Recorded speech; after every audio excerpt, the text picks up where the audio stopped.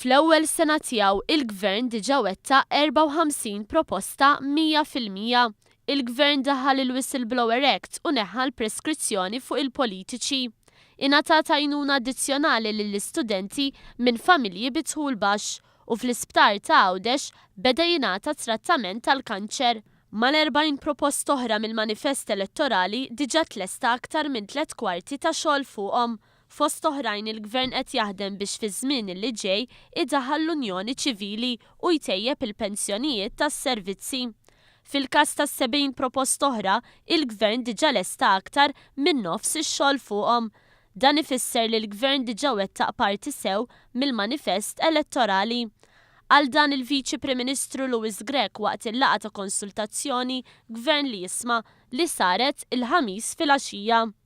Li aħna wettaqna f'dal istadju lestejna 30% tal-programm elettorali.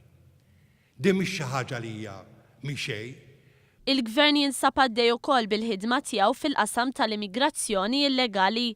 Is-Segretarju Parlamentari għal Fondi Ewropej u l-Presidenza 2017 Ian Borch laqa b'sodisfazzjon l-aħbar li l-ħamis il-Parlament Ewropew approva pakkett finanzjarju ta' 15 miljun euro oħra għal Malta.